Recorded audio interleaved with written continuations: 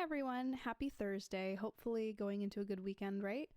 I've kind of been in the mindset that it's been Thursday all week. On Tuesday I said to somebody, because tonight's Thursday night, and it wasn't, obviously, it was Tuesday. I threw us both off for a good 5 minutes, and then we realized it was Tuesday. So for some reason, I've just been stuck in end of the week mode all week.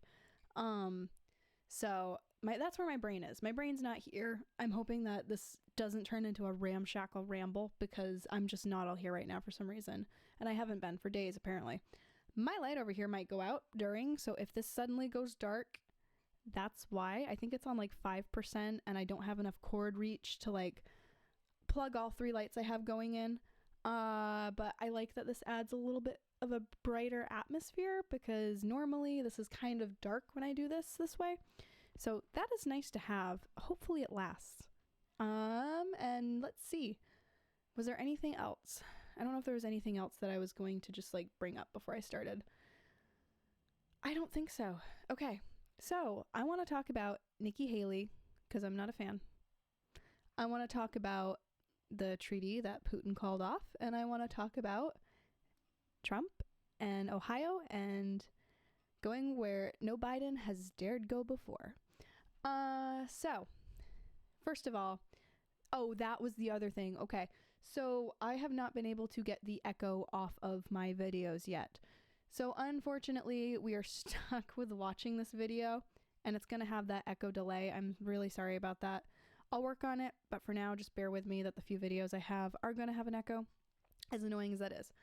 So Nikki Haley is, was it the South Carolina or South Carolina, I believe, right? Former governor. And she was an ambassador to the UN at one point. She's a Republican. She's going to be running presumably against Trump and whoever else ends up running for the president in 2024. I'm not a huge fan of her. I don't like her foreign policy. I don't like her thoughts on Ukraine. I don't like her. I watched Dave Smith break down her campaign ad, which I'm going to play that campaign ad. She just, I don't know. She kind of strikes me as a little bit of I'm not going to say a leftist, more of an establishment Republican, which I'm not a fan of. She kind of used leftist talking points, which Dave had pointed out in her campaign ad, race identity politics. She has this really bad slogan about high heels and just kind of like talks about evil and how I've seen evil. I've seen Russia and China and Iran, and just her foreign policy sounds a lot like let's go get ourselves involved in a war. And I'm not into that stuff. So I'm going to go over here and we're going to play her campaign ad. And again, I'm very sorry about the sound quality. I will work on it. I think it's loud enough. Let's find out. The railroad tracks divided the town by race. I was the proud daughter of Indian immigrants. Not black, not white. That's the first thing. She's already starting with a little bit of a race bait, which is a huge tactic on the left, right? Where they're like, I'm different because this, and that should give me, I should get ahead because of that. I deserve this because of that. I'm not a fan of that. I was different. But my mom would always say your job is not to focus on the differences, but the similarities. And my parents reminded me and my siblings every day how blessed we were to live in America. Some look at our past as evidence that America's founding principles are bad. They say the promise of freedom is just made up. Some think our ideas are not just wrong, but racist and evil. Nothing could be further from the truth. I have seen evil. In China, they commit genocide. In Iran, they murder their own people for challenging the government. And when a woman tells you about watching soldiers throw her baby into a fire, it puts things in perspective. Even on our worst day, we are blessed to live in America. I was born and raised in South Carolina. That's what it was, South Carolina. I couldn't remember. I should know, actually, because I know people in North Carolina, and I know that's not their governor. She makes good points about, like, America's free, we're oh my gosh, we're blessed to live in America. But I don't know. We're going to keep going. She makes good points. I'm not saying she's like a leftist or anything. I just think that she's too establishment for my personal taste. So I have seen the very best of our country. People here threw out the old, tired political establishment and demanded accountability for their tax dollars. Industry reports called us the beast of the Southeast, which I loved. People came by the thousands for fresh starts. Moms and dads held their heads up high. Children learned that it was always a great day in South Carolina. It's a great day. It's a great day. A great day. A great day in South Carolina. We were strong. We were proud.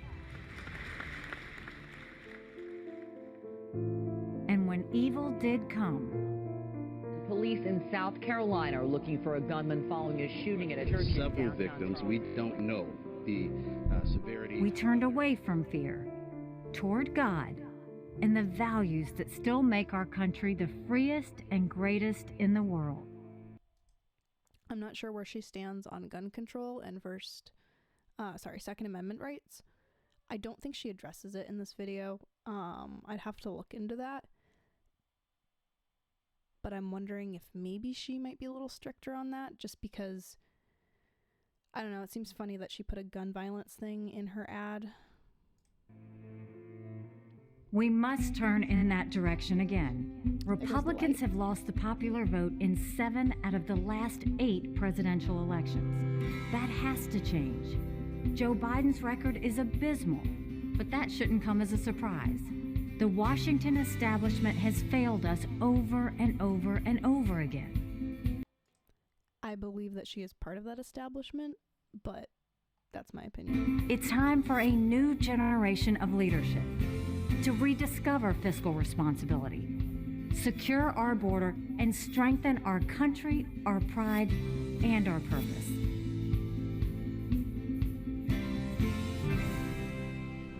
Some people look at America and see vulnerability. The socialist left sees an opportunity to rewrite history. China and Russia are on the march. They all think we can be bullied, kicked around. You should know this about me. I don't put up with bullies. And when you kick back, it hurts them more if you're wearing heels.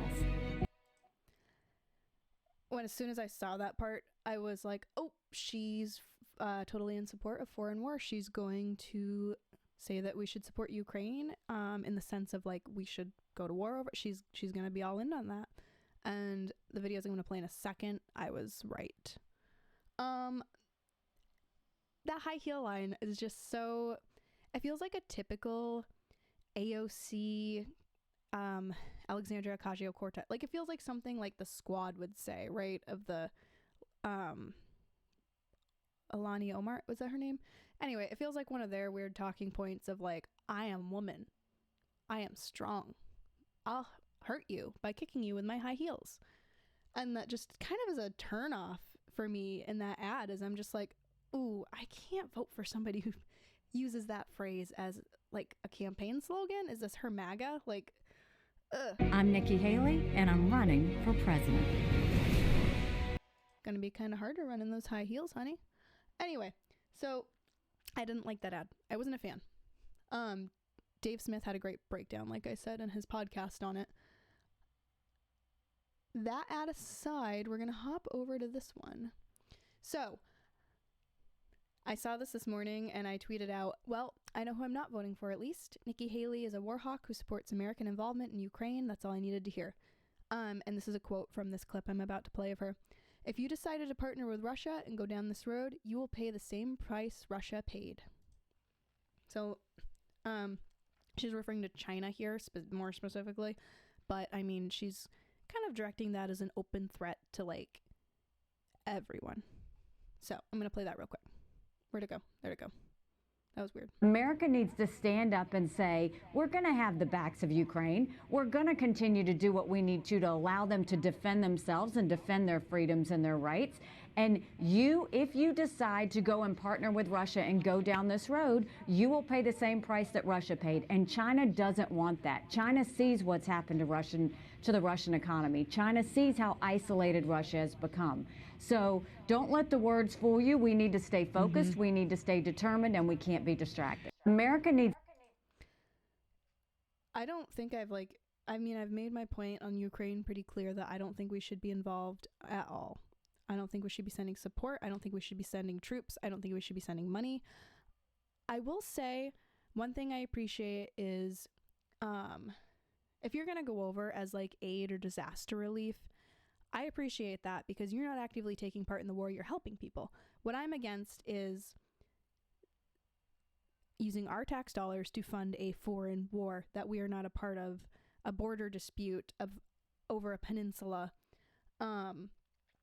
I'm not going to get into all that right now, but not a fan of the fact that she wants to actively support Ukraine in this war. She kind of is threatening Russia a little bit. And, we've already done that enough in different ways through Biden. Putin doesn't like that. There's a second video as well I'm going to play. So, bye-bye. The second video, I'm going to play it and then you can already see what I wrote, but I'm going to play it so you can get the context of it a little bit better, and then I'll just bop that with my nose, and then I will read what I wrote on it, okay? What is your foreign policy on Ukraine right now? How much money should we be spending? Because everybody from Congressman Walz in Florida to others are saying, what do we do at this point? Just open the checkbook? How does that help? What do you do? No, we don't open the checkbook. We shouldn't send blank checks. We shouldn't put troops on the ground. We should give them the equipment to defend themselves because this is a war that they're winning. This is not a war about Russia and Ukraine. It's a war about freedom, and it's one we have to win. Ambassador Haley, you announced your... We? Who is we? This is not our war, woman. So, I tweeted, Nikki Haley says, so cutting funds, but still sending them war equipment. Stop funding the war, but provide it with all the components to go on. You have terrible foreign policy. Can you spell Republican warhawk? Because you're not saying, okay, here's a check. I'm going to write it out. Here's $50 million. Go do what you got to do, Zelensky. But you're saying, all right, here's some tanks. Here's some this. Here's some that. I don't like her foreign policy. She definitely wants to... She would probably lead us into World War III for different reasons than Biden. But just like Biden, she would inevitably get us into a war that we are not supposed to be in, that we shouldn't be in, and that I disagree with. So I don't think she's a good candidate. I don't think, if Trump wins and Nikki Haley wins, who do you think's going to win on the debate stage? Come on. She's obviously not going to get very far. But if for some reason she did end up on the ballot in 2024, I will not be voting Republican. I will not be voting Democrat either. I'm hoping the Libertarian Party throws up a good candidate. If they don't, I don't know what I'm going to do, per se. But this woman does not have my support. I'm not a fan. So, anyway, that's my take on Nikki Haley. I could probably go into more detail on it. I don't like her. I just don't. I don't think I think she's too establishment. And she wants to get involved in a war. And I don't like that. She wants us to be involved in a war. I'm just not a huge fan of her, but she's not going to make it very far. So I don't think it's going to come to me being like, oh no, darn it. You're what I have to vote for if I want to vote for the Republican ticket, because I'm not a Republican. I am conservative, but I'm not a Republican. And something about her, she's just not what I want to see in the White House at all. So that was fun, right? We're going to move on from that to a post-millennial article about, and it's a few days old. I just haven't been on it a little bit, so I'm going to go back to it. Was it yesterday, the day before, right? 23rd, 21st? Yeah, like 2 days ago, but it's relevant, right? Putin blames West for provoking and prolonging war in Ukraine, suspends START treaty, and puts nukes on combat duty. I have to declare today that Russia is suspending its participation in the Treaty on Strategic Offensive Arms. Look, it's Putin and Biden.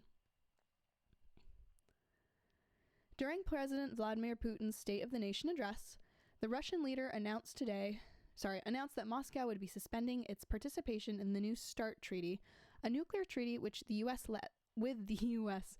that limits the number of nuclear weapons each country can hold. They want to inflict a strategic defeat on us and try and get our nuclear facilities at the same time, Putin said, according to the Associated Press. In this context, I have to declare today that Russia is suspending its participation in the Treaty on Strategic Offensive Arms. Can't really read today. Just keeps happening. So, I'm going to play this little Putin video. Channel 4 News, the Ministry of Defense must ensure that Russia is ready to test its nuclear weapons. Vladimir Putin says Russia is suspending participation in its last remaining nuclear weapons treaty with the Они US. все-таки не глупые люди. Нам стратегическое поражение хотят нанести и лезут на наши ядерные объекты. В этой связи вынужден заявить сегодня о том, что Россия приостанавливает свое участие в договоре о стратегических наступательных вооружениях.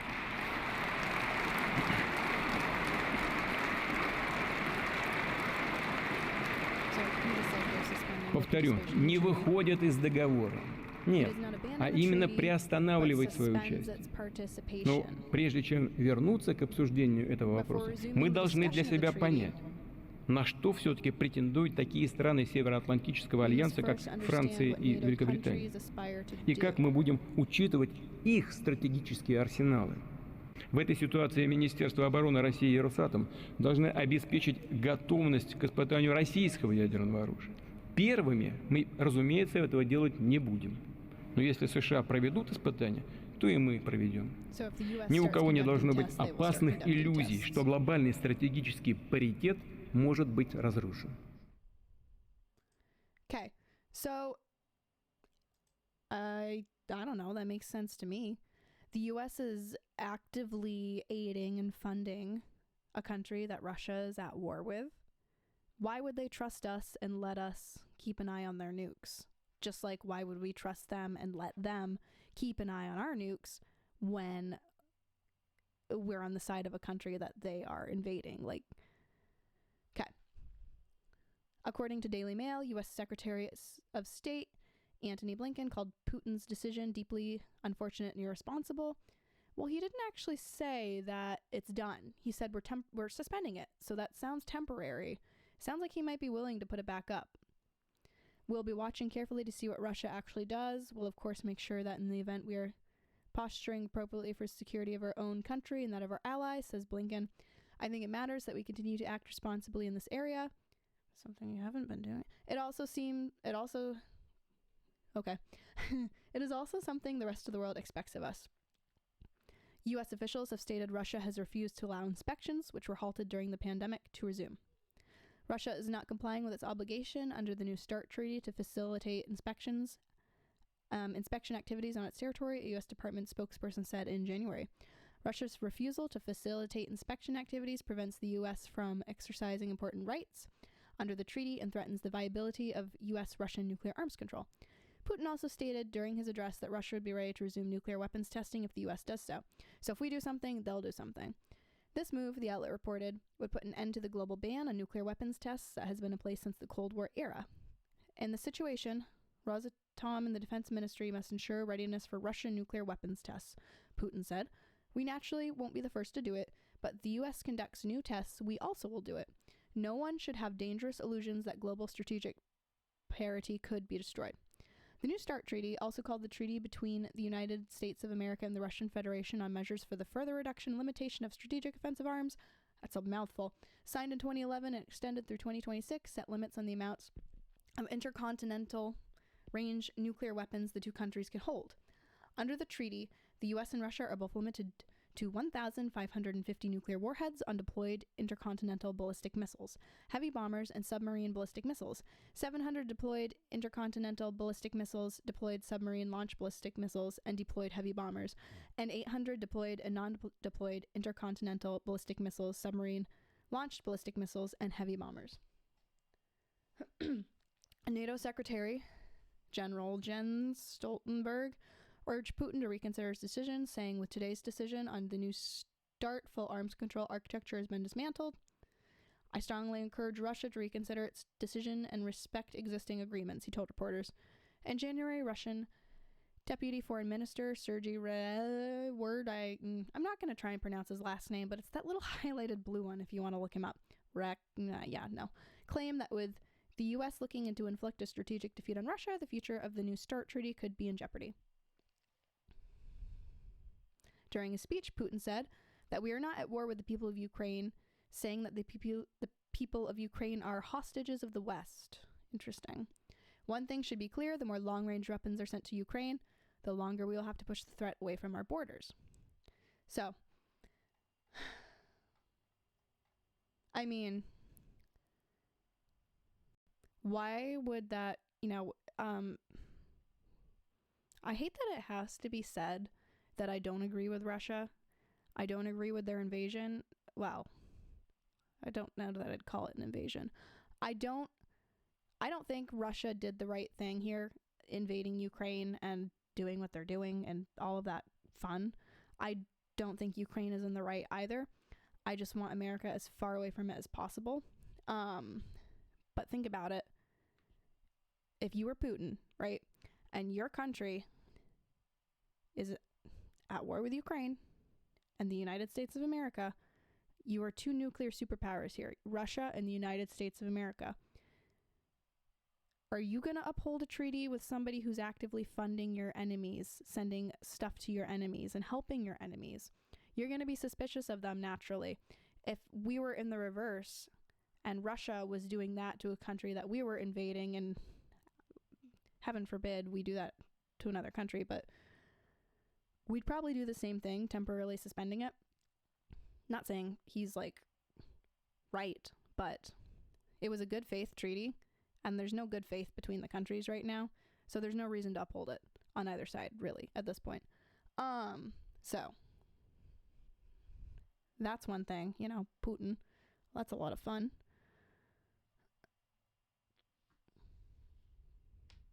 Yeah. My brain is trying to figure out if I should go into... Maybe I'll make a different video on how I feel about the whole Ukraine-Russia stuff, because that's a whole thing. I think you can be sympathetic, and I think that you can have your heart break for an innocent people that are caught up between two corrupt governments having a power struggle and a border dispute. I sympathize for the people of Ukraine who are caught in the crossfires, the innocents. But I think that Russia and Ukraine's governments are corrupt as heck, and I don't necessarily think that there is a good guy in this struggle at all. And us joining in it just makes us another bad guy. So I'm going to end that with that because I don't want to get into that. Okay. I just Twitter searched Trump water. So Joe Biden decided to sneak off to Ukraine and show our support and give them a bunch more of our tax dollars. You know where those tax dollars could have gone? Ohio. Donald Trump, on the other hand, Benny Johnson had Pause. Benny Johnson tweeted, tens of thousands of pounds of goods, food, and water being delivered to the people of East Palestine, Ohio, right now before Trump's visit. Trump paid for all of it. Number of goods delivered from the Biden administration? 0. How about visits from the Biden administration? 0. So let's play this video.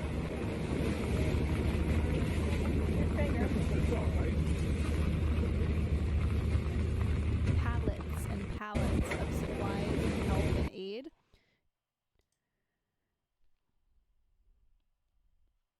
Yeah. So think about this. When the election happens in 2024, do you think the people of Palestine, Ohio are going to say, I'm so glad Biden made that Ukraine trip. I'm so glad that he got us into World War III. I am so happy that he didn't come here with supplies. He didn't help us. He didn't give us a penny, and he took our tax dollars while we were suffering and gave them to a war that we shouldn't be a part of. Do you think they're going to remember that in 2024? Yeah, they are. Who do you think they're going to vote for in 2024 if it comes down between Biden and Trump again? They're going to see the guy who, maybe this is a photo op, maybe it's something that's like, well, if I go do this, people vote for me later on because Biden's not doing anything. So I could get a good photo up, and it could be a publicity stunt, but he's at least helping. We have Biden falling down the stairs in Poland. Like, that's what the president's been doing about all this. Yeah. Donald Trump walking in East Palestine, Ohio, with officials. Trump, when I came, everyone decided to come. Yeah, I mean, now we're having help sent in. Of course, they're talking about, oh, Trump rolled back the train stuff. He's the reason this happened. Again, like I said in my last video, the article that I was reading on that literally stated, even if the measures had stayed in place and Trump hadn't messed with it, this still would have happened. It would not have applied to the situation. So shut up on that, please. America last and America first. I mean, yeah. I'm not a huge Trump fan. Like, the man is not my favorite person. But if you want to say a picture's worth 1,000 words, look at that. That's funny. But seriously. Meanwhile, Biden goes to Ukraine and sends them our hard-earned money. Yeah. Right? So, yeah, whatever. You know. Also, there was something about, let me find it. Did I save it? I don't know if it's in my... Okay. So this popped up. Five environmental scientists en route to the Ohio metal plant explosion that I reported on the other day killed in plane crash. What are the chances? Yes. So this happened. There were some scientists heading there to investigate, I guess. Finally, like, we're sending someone there. And there was a plane crash, right? And they all got killed. In Little Rock, Arkansas is where they crashed. They were on their way to Palestine. That is bizarre. I'm not like a post-millennial. Let's see what they have to say about it. But I'm not like everything's a conspiracy and all the dots connect and blah, blah, blah. But, like, this is weird. On Wednesday afternoon, 5 people who worked for an environmental response consulting firm were killed when the plane they were traveling in on their way to a metal factory explosion site in Ohio crashed. Okay, so I guess it was the metal factory. I do remember reading about that. Bedford, Ohio metal manufacturing plant. Everyone on the plane, including the pilot, worked at the Center for Toxicology and Environmental Health and were en route to a fatal explosion that occurred earlier this week at that plant. The twin-engine plane they were traveling on crashed around noon on Wednesday within a mile of Bill and Hillary Clinton National Airport, where they had taken off just moments before. Wow. The group reportedly specializes in environmental data collection and incident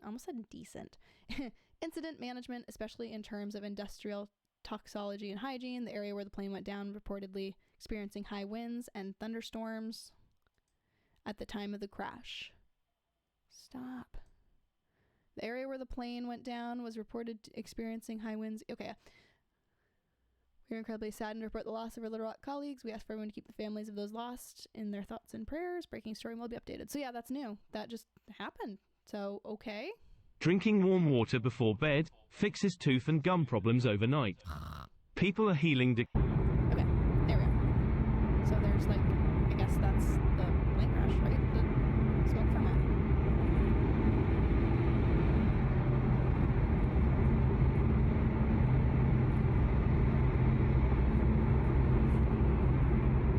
So that was within a mile of the airport where it took off, I guess.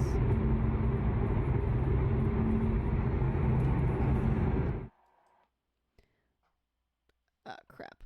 Don't play Russell Brand. I was about to just start playing a Russell Brand video, so who knows. But yeah, that's really fishy, sketchy, weird. I don't know, man. I don't know what's going on anymore. I don't like it. So there was that plane crash. Interesting, isn't it? Trying to think of if there's anything else I want to talk about. Oh, yeah. So there was a Clinton aide who died about a year ago. Supposedly it was a suicide, right? He was tied to a tree and had been shot in the chest, and there was no weapon found at the scene. I'm not saying that he was murdered, but seems a little fishy, doesn't it? So I'm going to pull that up on Twitter, and we're going to go to that article. And I had said, yes, this was most definitely a suicide. This isn't questionable at all. Look away, nothing to see here. I don't actually, you know what? I won't read the whole thing. Probably should keep today pretty short. But anyway, Arkansas cops rule suicide and death of Clinton aide linked to Jeffrey Epstein, who was found shot and tied to a tree with an electrical cord around his neck despite no sign of weapon. So that's odd, right?